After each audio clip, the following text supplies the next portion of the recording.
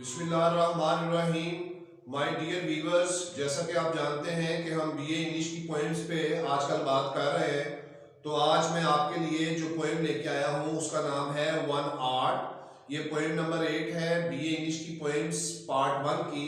तो आए हम इसके जो सेलिएंट फीचर्स हैं यानी इसकी जो नुमाया खसूसियात हैं उसमें देखते हैं कि कौन कौन सी चीज़ें ऐसी हैं जो इम्पोर्टेंट हैं और इसकी नुमाया खसूसियात में पाई जा रही है। व्हाइट बोर्ड पे अगर आप देख सकते हैं तो सेलिएंट फीचर्स का वर्ड मैंने मेंशन कर दिया है। इसमें सबसे पहला जो सेलिएंट फीचर यानी नुमाया खसूसियत है वो है आर्ट ऑफ लूजिंग थिंग्स, चीज़ों को खो देने का फन। ये एक बड़ा यूनिक टॉपिक है, चीज़ों को खो देने का फन, इसको हम पढ़ेंगे।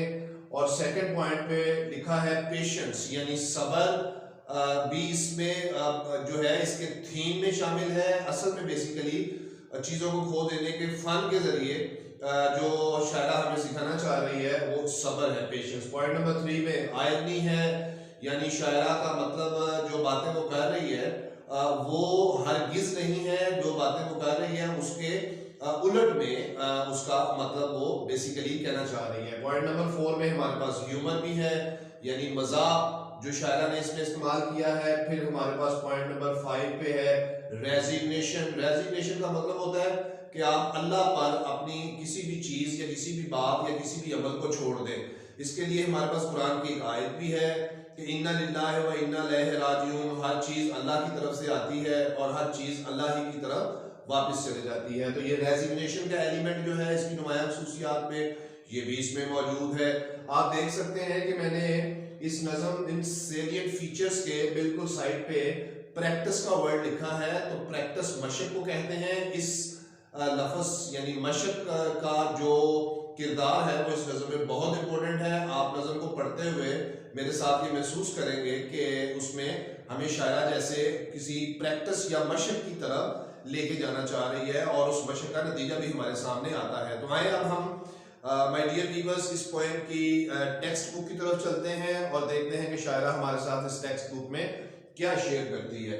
जैसे कि आप देख सकते हैं one art poem, Elizabeth bishop ने इसको लिखा है और फर्स्ट लाइन में वो कहती है द आर्ट ऑफ लूजिंग, वही जो हम उसके सेलिएंट फीचर में पढ़ के आए थे। The art of losing is not hard to master, खो देने का फन सीख लेना मुश्किल नहीं है। बड़ी अजीब सी लाइन है कि खो देने का भी फन होता है, चीजों को खो देने का भी एक फन होता है अकॉर्डिंग टू दी पोएटस। देखते हैं क्या वो सिखाती है। The art of losing is not hard to master, खो देने का फन सीख लेना मुश्किल नहीं है।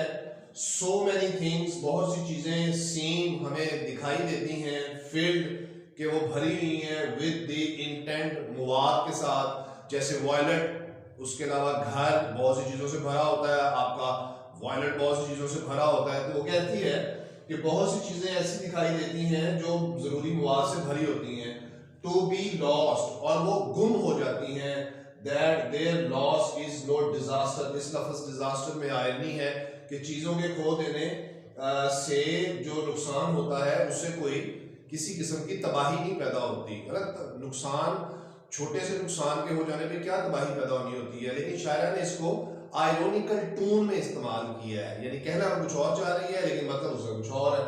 फिर वो कहती है लूज समथिंग एवरी डे, हर रोज हम कुछ ना कुछ खोते हैं।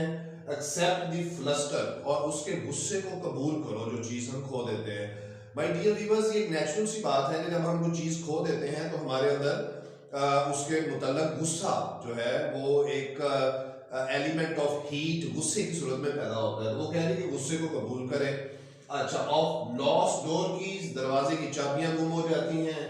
द आवर बैडली स्पेंड, कोई वक्त एक घंटा आपका कहीं बुरी तरह जो है वो खर्च हो जाता है, वहां चाहती नहीं है लेकिन वो वहां पे आपका एक घंटा सर्फ हो जाता है और आपको लगता है कि नुकसान हो गया। अच्छा, फिर वो कहती है the art of losing is not hard to master, खो देने का फन सीख लेना तो मुश्किल है ही नहीं। अब इन लाइनों में जो 6 लाइन्स हमने पढ़ी हैं माय डियर व्यूअर्स, आप देख सकते हैं कि वो हमें इसमें हर लाइन में वो किसी ना किसी चीज के खो देने की बात कर रही है। क्या वो हमें कोई मशक करवा रही है, क्या हमें वो किसी प्रैक्टिस के पैटर्न पे ले जाने की कोशिश कर रही है, देखते हैं आगे चलते।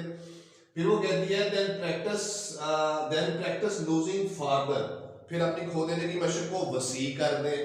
एंड लूजिंग फास्टर, और उसको तेज कर दें या वो तेज हो जाती है खो देने की आदत या प्रैक्टिस। अच्छा, places and names and where it was you went, जगहें, नाम और वो जहां कहीं आप कभी गए थे वो आपको भूल जाता है। टू ट्रेवल, जहां आपने सफर किया होता है वो चीज भूल जाती है। None of these will bring disaster, इनमें से कोई भी चीज आपके लिए तबाही नहीं लेके आती। तबाही तो कहते हैं ना कि घर का उजड़ जाना, माल का उजड़ जाना, या आपकी जान का जो है नुकसान उसका हो जाना, इसको डिजास्टर की सूरत में ये चीजें आती हैं। लेकिन यहाँ तो कुछ ऐसा है ही नहीं। तो शायरा हमें छोटी छोटी चीजों के खो देने के जरिए खो देने के की एक प्रैक्टिस करवा रही है। क्यों करवा रही है, हम एंड पे देखेंगे। अच्छा, फिर वो कहती है कि I lost my mother's watch, मैंने अपनी माँ की घड़ी गुम कर दी। एंड लुक माई लास्ट, मेरा वो मंजर, मेरा वो आखिरी मंजर। नेक्स्ट टू लास्ट, नहीं वो आखिरी नहीं, उससे पहले वाला यानी सेकंड लास्ट वाला। कौन सा मंजर, कभी उसके बारे में कुछ नहीं उसने बताया। और 3 लव्ड हाउसेस वेंट, और वो 3 प्यारे घर जहां मैं कभी गई थी या मैं जाती रही हूं। The art of losing is not hard to master, फिर उसी बात को रिपीट कर रही है कि खो देने का फन सीख लेना मुश्किल नहीं है। ये हमें किस चीज का फन सिखा रही है, खो देने का फन सिखा रही है, मशक के जरिए सिखा रही है और प्रैक्टिस के जरिए सिखा रही है। अच्छा, फिर वो कहती है कि आई लॉस्ट 2 cities, मैं इस नज़म को आपको पढ़ाते हुए ये चीज महसूस कर रहा हूँ, आप भी महसूस कर रहे होंगे कि हम किसी शायरा हमें किसी तरह से ना कोई मशक करवा रही है चीजों को खो देने के जरिए। किस मकसद के लिए, क्यों, इसका रिजल्ट क्या है, हमें क्या मिलेगा, ये हम अब आगे जाकर देखेंगे। आई लॉस्ट 2 cities, मैंने 2 घरों को गुम कर दिया। लवली वंस, मुझे बड़े प्यारे थे। एंड वॉस्टर, और आपकी वसी हो जाती है प्रैक्टिस खो देने के फन की।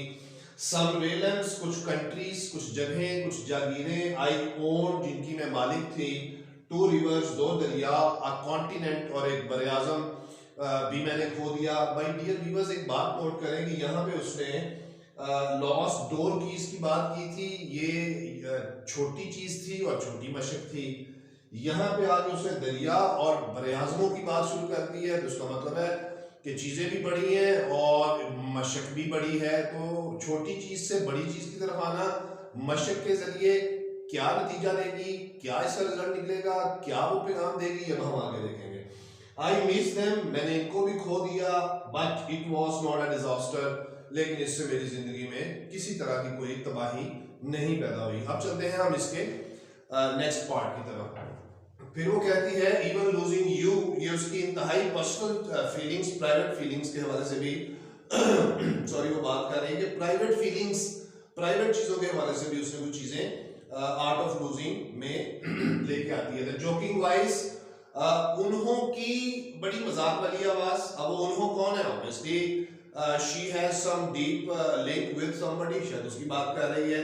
It may be her family members और it may be her lover.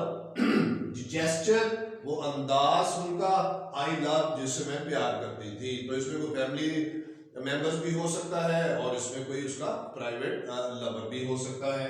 So I shall not have लाइड, मैं आपसे झूठ नहीं बोल रही, शायरा कह रही है। एंड इट्स एविडेंट, ये बात बिल्कुल वाज़ेह है, the art of losing is not too hard to master.